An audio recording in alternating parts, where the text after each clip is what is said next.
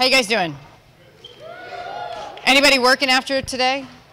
Yeah, I'm sorry. So am I. All right. So once upon a time, in ancient Greece, there was a poet, and his name was Archilochus. And he said that the fox knows many things, but the hedgehog knows one big thing. Now, what does that have to do with education? Well, in much more recent history, a philosopher by the name of Isaiah Berlin wrote an essay called The Hedgehog and the Fox. And what he did is he took that same idea that the fox knows many things and the hedgehog knows one big thing, and he applied it to writers and thinkers.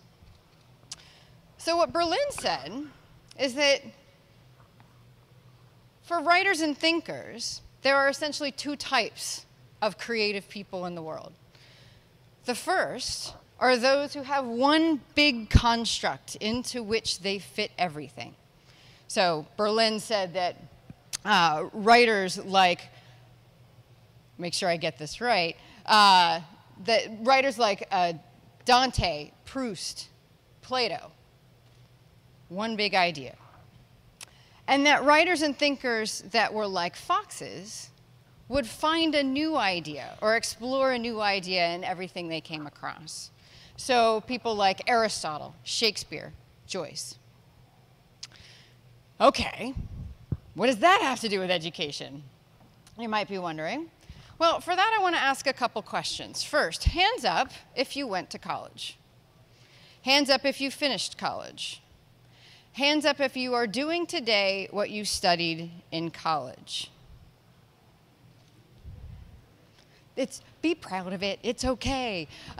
Now, and this is because this is exactly what I want to talk about.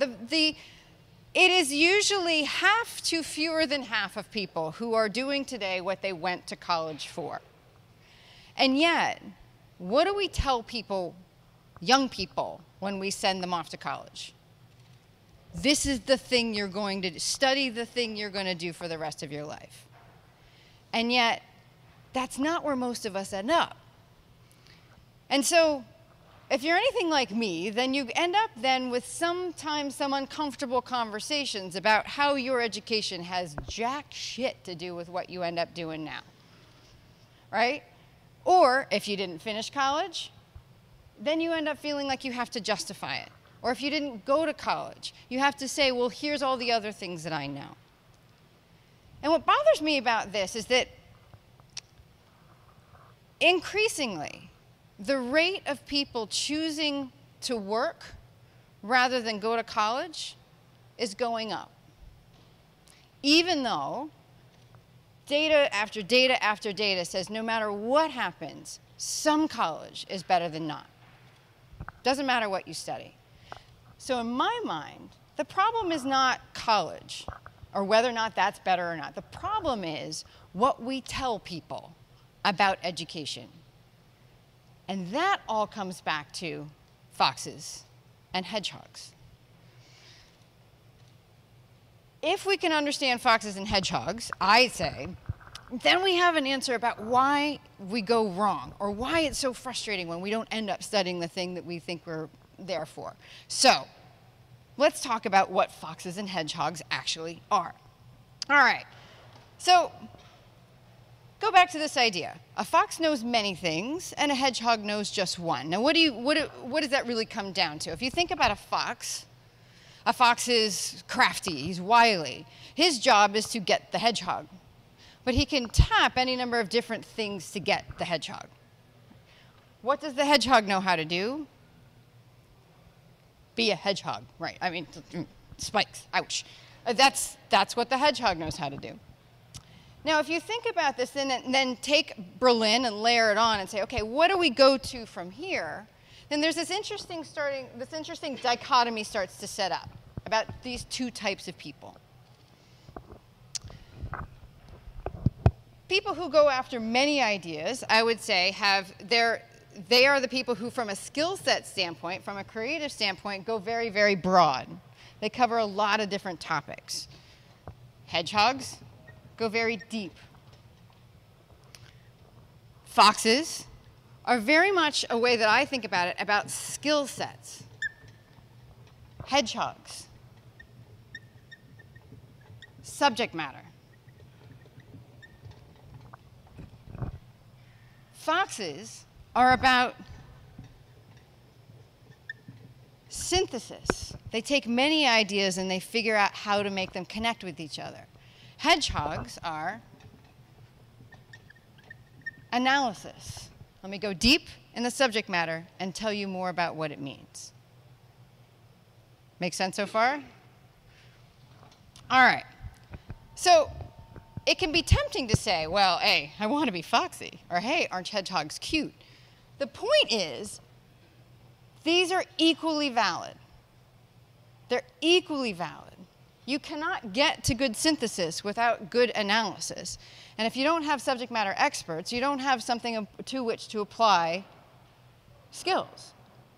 So we need both. The challenge is there's often a huge mismatch between what people really are and what they're expected to be. And that's particularly true, I'd say, in education.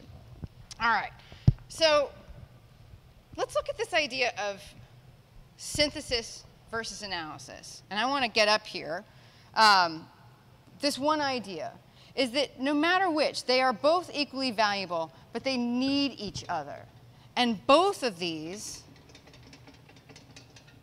I would say, are experts. Now, let me give you some examples, because that's all well and good, and you can all do that. But what are we talking about? Who are different examples? All right. So if we're going to talk about music, Bob Dylan. Bob Dylan, fox? Bob Dylan, a hedgehog. Fox, right? Think about how many different styles he went through. Grateful Dead? Hedgehogs. Yeah, absolutely. Let's talk about actors. Matt Damon. Fox. Think, right?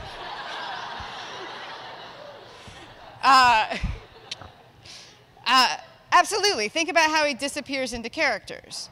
And then there's that actor who you know as the cowboy, and you can never remember his name, but he always plays the cowboy. Sam Elliott. He's the cowboy. Hedgehog. Here's a trick question for you. What's Christopher Walken? Fox, hiding as a hedgehog. I know, you can do that. But if you think about artists, too, so art history, pre-Raphaelites, hedgehogs. So if you know the pre-Raphaelites believed there's one way that painting should be. That's one big idea into which everything fit. Picasso, total fox. Again, matter of opinion, but. Now you might be wondering, well, does that mean that all creative people are foxes versus hedgehogs? Absolutely not, right? But what you can look at is if, I was always fascinated in the years that I worked at advertising agencies, the difference between the creative department and the studio. So if you've ever been in an agency where that has that split, you've got the creative directors, and then you've got the producers, right? And I would argue that that's the difference between foxes and hedgehogs. Equally talented, but talented in different ways. So hopefully at this point you're starting to think about, all right, well, what am I and how does this fit? Remember, it all comes back to expertise. And where does expertise come from? Experience, which is a form of education, right? Now, the challenge is when we come down to education, we try to figure out, okay, what is this all about and what are we trying to really get out of it? We have a challenge. And the challenge is this, is that what does formal education favor? The fox or the hedgehog? I would argue that formal education favors, with a pretty radical, the hedgehogs. Because think about it. What are academics? They're deep thinkers on single subjects. Who's teaching college? Hedgehogs. And they're set up that way. So if you add to that, that the number one, do you know what the number one degree is in America? The number one choice of major? Business. Now that sounds like a foxy topic, right? It sounds like business is no, my friends, no. I need full disclosure here. I have 2 business degrees. I don't regret them, but here's what I know, is that a business degree is about analysis. Now, why am I concerned about business being the number one major? Well, first of all, because not everybody in the world is a hedgehog. And if you've got the majority of people choosing a hedgehog topic, then you are already setting up frustration when people get to college. Because this is not what they're meant to do. They're not built this way. If you're one of those people that's hopped and hopped and hopped and hopped and tried little things here and little things there and little things there, and then let me try this and let me try this, which, by the way, isn't that what college is all about? Well, you are a fox by nature.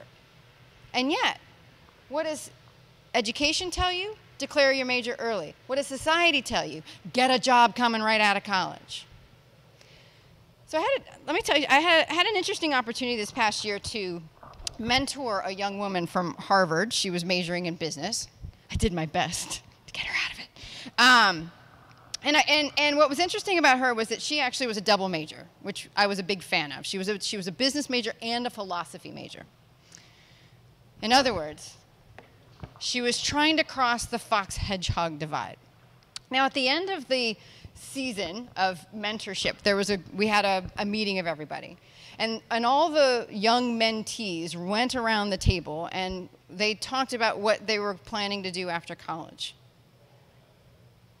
And the young woman I mentored was the only one, and she had this opinion before she and I got together. She was the only one who said she didn't want to go into finance or consulting. And when I asked them why, I said, listen, I have no argument. How can I tell? I said, I went into consulting. I have a business degree. I can't argue with it. But why are you doing it? And the answer was, because that's the recruiters they send here. Not because I want to. Not because this is my passion in life. But because this is the thing that they made easy. So not only do we have education saying, be a hedgehog, be a hedgehog, be a hedgehog, we have society saying, be a hedgehog, be a hedgehog, be a hedgehog. What's the problem with that? We are entering a world that's not a hedgehog world, my friends. Now think about this. So there's a great TED Talk by Ken Robinson on how schools get this wrong. So I highly recommend that. But there's also a fantastic book, which was my contribution to the book swap, by the way, by Dan Pink, a book called A Whole New Mind. Anyone read it? Read it. Awesome book. Because he argues, and he argues quite successfully, that the future of the world, the future of successful people, lies in your ability to act like a fox. Now, I want to make a distinction here. Not that you be a fox, but that you can act like one, too. Let's explore this a little bit. What does he mean? Think about all these students coming out of college and going into finance and consulting.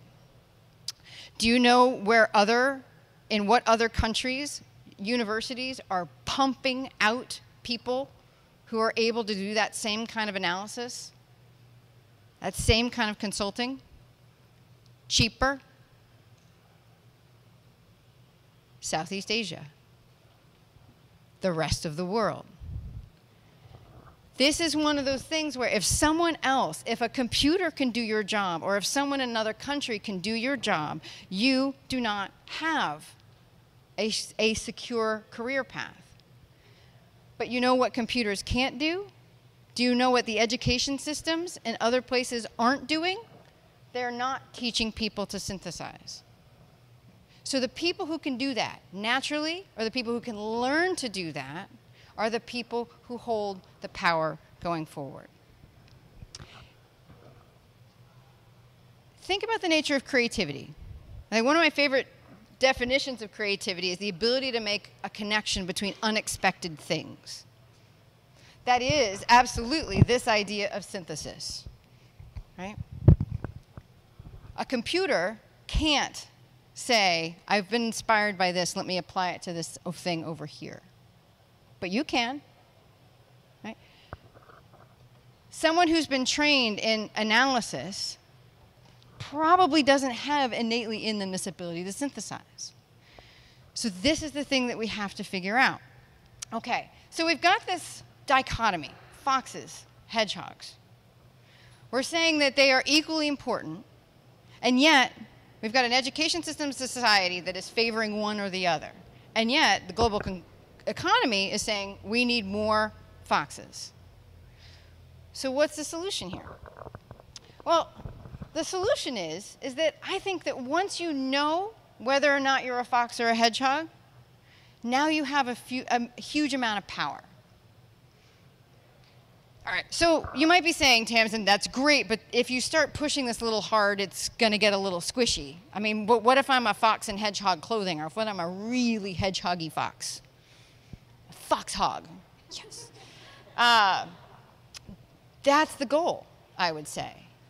That is, in fact, the goal. Not to be something that you're not, but to find the thing that comes in between. And you might be saying, okay, this is just too simple in general. And then I would say to you, there's this awesome quote by a guy named Robert Benchley, who says, there are two kinds of people in this world, the kind of people who think there are two kinds of people, and those who don't. I happen to be one of those people who thinks there's two kinds of people, but let's assume this is true. If you like this idea of fox versus hedgehog, if you like this idea of I am either about one thing and I know everything about that thing and I can apply it and I can tell you everything, that's the thing I know, or you're a fox and can say, I have a thing that I do that I can apply across. Once you understand that, now you have the power to do a couple things. The first thing is you have now the power to go back at your education, whatever it was, whether it was Hard Knocks or Harvard, and make sense of it for you. So I can go back and look and say, I took a really crazy path out of college to all sorts of different things. But I can look back at it and say, you know what? Being a fox, not about me, being a fox in this sense, this is about this idea of no matter what I've done, it's always been about helping people figure out how to sell their ideas. Doesn't matter where I did it. Everything I always did was about that thing. If you're a hedgehog, it gives you now an ability to say, no matter what I was doing, I was always about knowing more about this thing, understanding it, analyzing it, figuring it out. Understanding, I think using this dichotomy is super useful because you can then figure out your story and own it. The second thing it can help you do is understand when you're not going to convince someone otherwise. If they've got an opinion about what the right education or what the right experience is for you, and they are just not going to see the difference, there's nothing now you have the power to say, I am a hedgehog, they're looking for a fox. This is not for me. And that's incredibly powerful. And I think the last thing it allows you to do is help other people around you as you see them and say, you know what? The reason you're struggling is because this isn't you. We, either this company or this society or this school, is asking you to be something that you are not. Let's figure out how to support it and get it closer to the thing that you are. Now, am I a fan of formal education? Yeah, I had way too much of it. Can I speak to you from the perspective of someone who's never been to college? No. But there is one piece of information I want to leave you with as far as formal education goes, and that is that the statistics show that some college, no matter what the topic, is better than none. That even people who didn't finish, even people who went and don't do the thing they studied, are demonstrably better off in the job market over the course of their lives. They make more money, they are more successful by a significant factor, even if they didn't finish. So what does this tell us about the education system? It tells us that even though on the surface it looks like it's about generating hedgehogs, there's something really, really, really important that it does as far as training people in a skill set they need, or skill sets they need to be successful. And as far as I'm concerned, that's what we need to be doing with education, is saying, coming from a lifetime marketer, I'd say education has a marketing problem. Education is all about how do we make better hedgehogs, and I would say, you know what? You expand your market if you say, we're also for the foxes. No matter what you study, we will teach you the skills that you need to be successful, and we'll support them all. So with that, I hope now you have a better sense of, am I a fox, or if I'm a hedgehog? And what I want you to walk away with today is this idea that no matter where it came from, no matter where your expertise came from, you have it. You are an expert in something. And it's probably not the thing that somebody has told you that you were. But that expertise is yours, and you earned it, no matter what form of education it took. So go out there, own it, and love it. So let's go foxes and hedgehogs.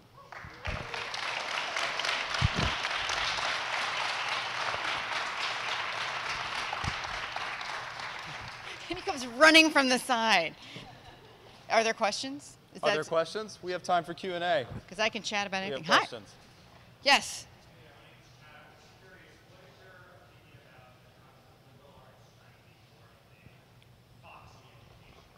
What do I feel about liberal arts trying to be more foxy? Meaning the trend to liberal arts to try to give people more skill-based. I support it. So let me explain that from the perspective of, so I mentioned I had 2 business degrees, but I also have liberal arts degrees as well. So I jury-rigged my education. So I went in, basically, and without realizing at the time, because I didn't learn this until I was out in the world, the fox hedgehog thing, until I was out in the real world. I went in studying business because, again, I was like, I want to be employable. And then after the first year, I'm like, this sucks. I don't like this. And I missed the creative piece that I had done. I'd always been a performer. I'd always been a writer and an artist in high school, and I missed it. And so I added a liberal arts piece onto it. What's fascinating, one of the fascinating things about A Whole New Mind is that Dan Pink argues very strongly that the degree of the future is not the MBA, it's the MFA. Because what's rolled into the training for an MFA is synthetic thinking, it's design thinking, and that is, in fact, a thing that cannot be reproduced easily. It is a skill that people need to develop. So to the extent that at an undergraduate level that liberal arts would start to bring in, really focus on the skill set of a liberal arts, of the idea behind liberal arts, and less about individual knowledge bases around liberal arts, I think liberal arts and all of us would be a lot better off. Other questions? So how many people walking in said that you were a fox? How many people walking in said that you were a hedgehog? How many people switched once they heard the descriptions? Okay, yeah, I was just curious, because I mean, not everybody knows the parable of the fox and the hedgehog, but it's kind of, I think like I said, you either believe that people can be categorized that way or not, and I think it's a useful construct. Other questions? Back.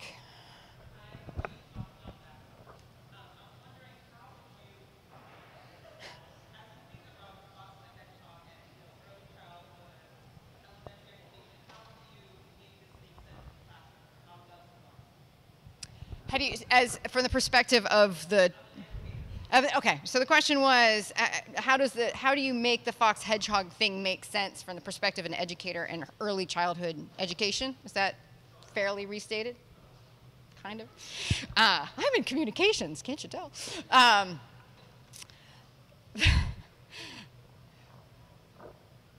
So I'm a parent. I have 2 young sons. The thing that I try to do is, I will tell you this honestly, I praise effort over knowledge always. That is the thing. I repeatedly say to my sons, it's not about being right, it's about what you learned. And so again, it's not about knowing more, knowing more as a finite thing. It's about knowing more as a growing thing. And the thing that I really reinforce with my children, and it comes from another book which I highly recommend, which is a book called Mindset by a woman named Carol Dweck, D-W-E-C-K, is the idea of this difference between what's called a fixed mindset and a learning mindset.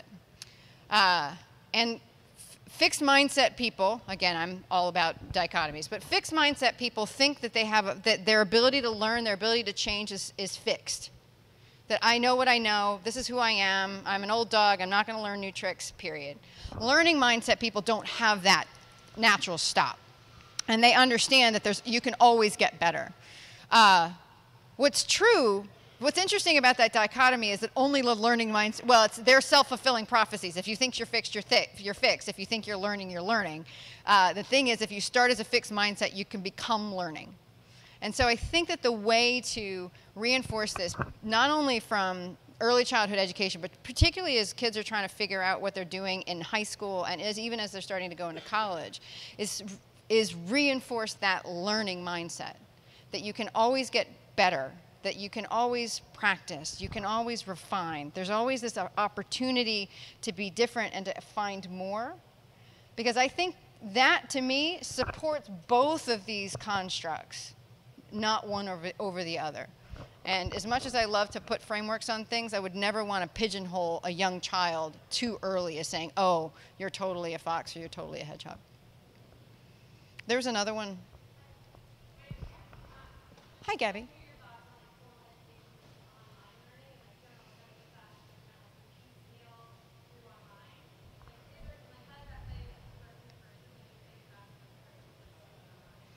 So, and I am not an educator. I just have a lot of opinions on it. So the question was, do I have a perspective on the difference between traditional learning and online learning or piecemeal learning? I will tell you unabashedly, I'm a fan of learning. I don't care where it comes from. And as someone who spent 20 years hiring people, I didn't look at education beyond, was it consistent, were they able to tell a story that was consistent with the job that they wanted to do? So I have a very good friend who, incredibly smart man, incredibly talented, was unemployed for years because he never went to college. And that there were employers who would not even look at him because he did not go to college. And that ticked me off, frankly. And finally, you found a company that is a great national brand who was willing to say, based on your expertise, let me hire you. I personally, as a manager, don't care where the education comes from. I value people who learn, I value people who want to learn, I value people who want to learn more about whatever it is that they want to do. I acknowledge that there are not all managers are like that. But the thing that I often will tell people that I mentor and in other situations is this: you don't have to take a job with someone who doesn't appreciate the type of experience that you have and the type of education that you have. Ultimately, the quality of that education comes down to what they put into it and what you put into it. So can you get a fantastic education from online learning? I'd say absolutely. I have a million books on what makes for good education too, but I just think it's about learning. For me, it's about learning. Jake, Dave, what I can't see. James, it's one of those. Sorry.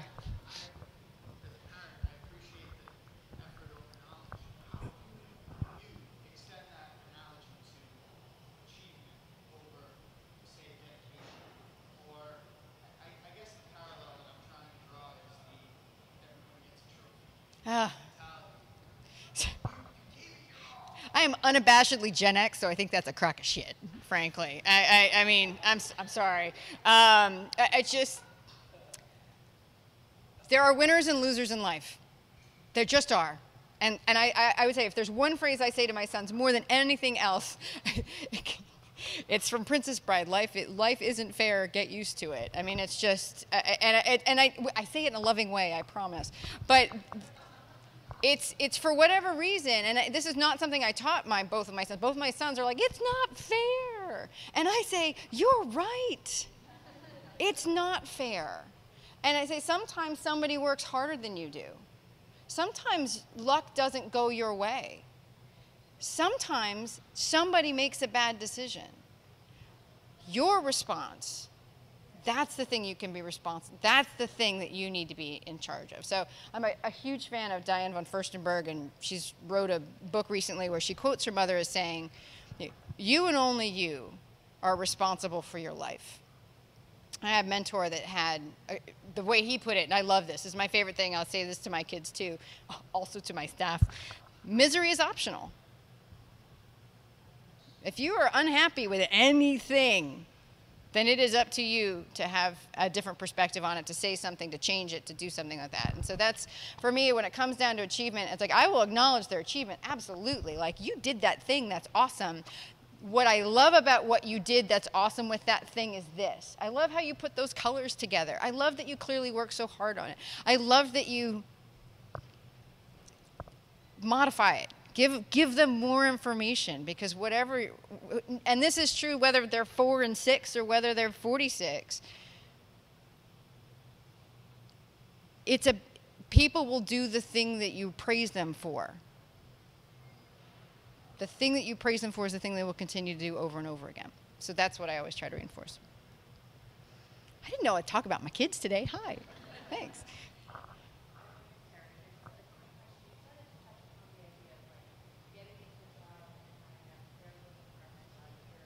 Yeah. Yep. The fox hedgehog mismatch, that when it happens in a job. Yeah.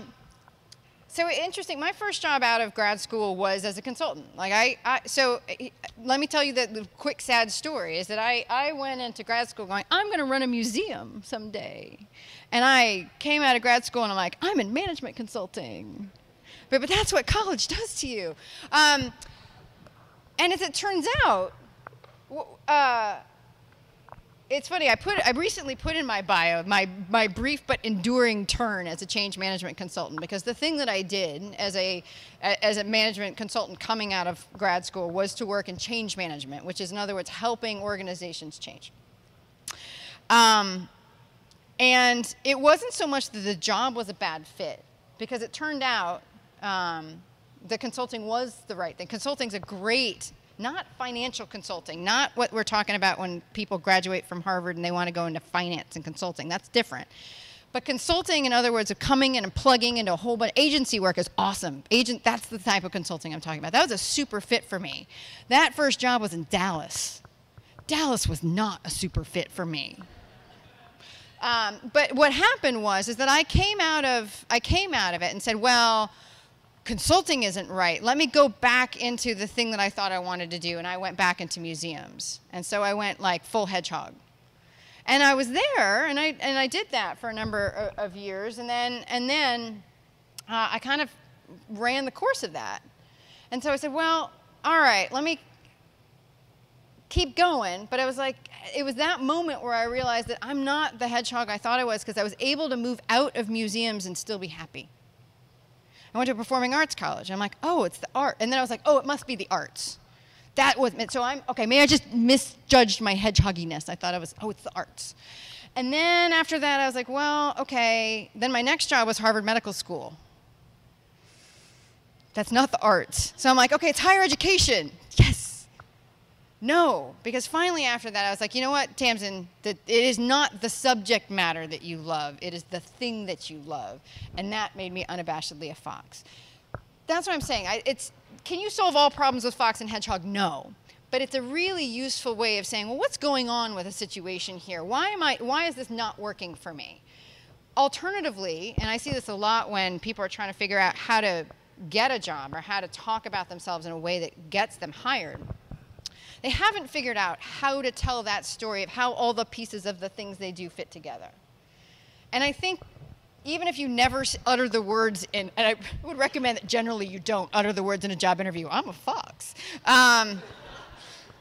Even if you don't do that, in the back of your mind, then, if you understand that where your expertise lies is in applying a skill set, then you can go back and look at your career or your education and pull the evidence of that skill set together.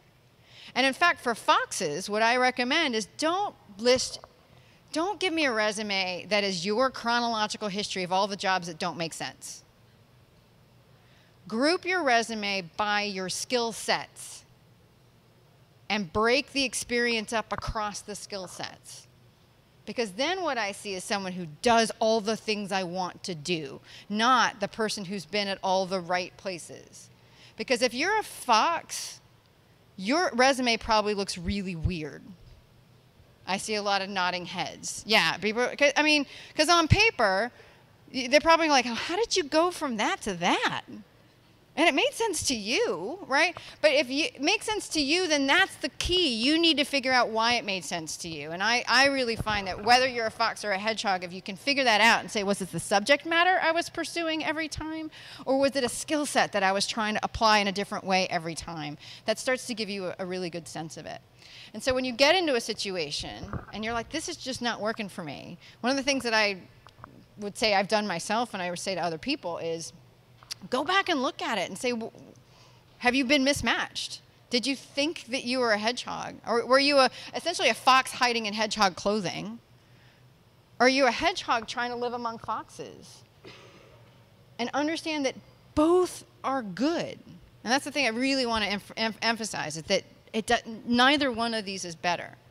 Because as much as the economy globally may be going to needing foxes, again, a fox is no good without a hedgehog to call. That's one of the ways I like to think about it. Are you the person people call, or are you the one that does the calling? You need both. So figure out who you are. Be that. Yes?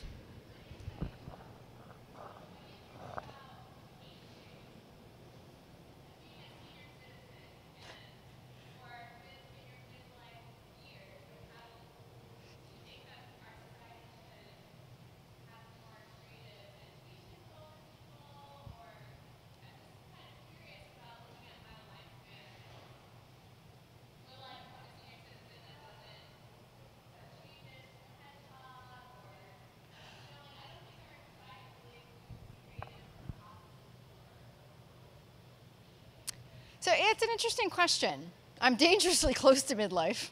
I think I have to say I actually am. I don't want to admit it, though. You'll discover as you get into midlife that there's part of your brain that gets stopped at about 26. So it's shocking to me that I'm not 26. And I'm just like, what are you talking about? That could not have just been... Okay. Here's what I think. I think that, and this is based on nothing other than my own observation, is that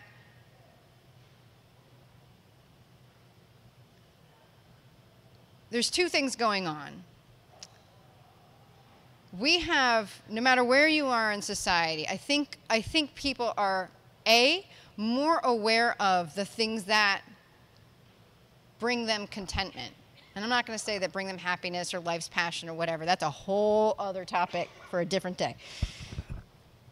And we are in a society that, because so many people have that understanding of this is the thing that I want or need for myself, that there's a lot more space around that for people to explore.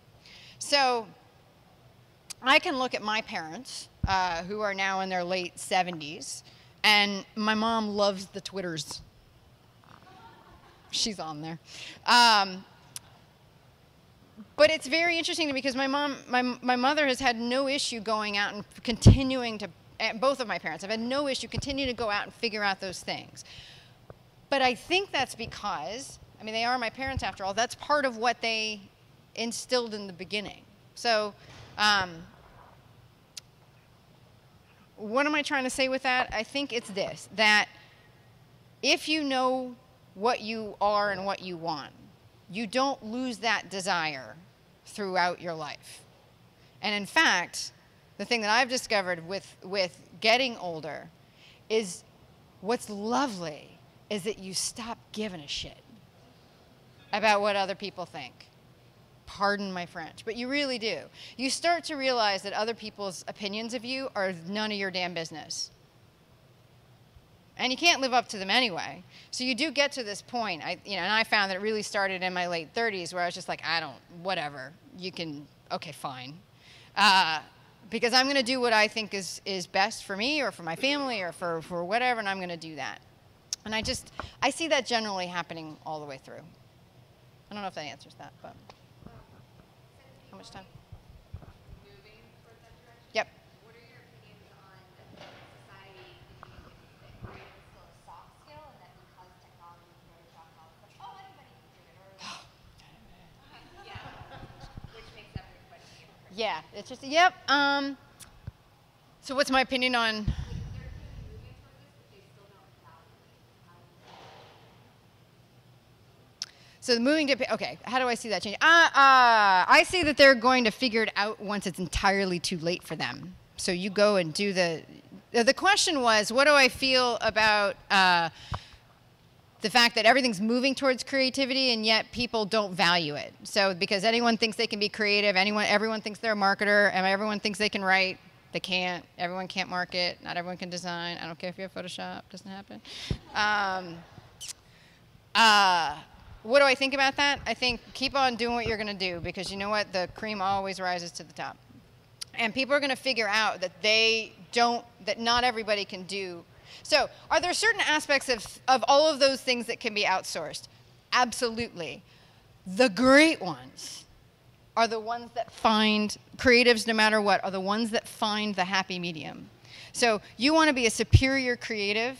If you're a hedgehog, figure out how to take your deep knowledge base and start to expand it into parallel columns of knowledge.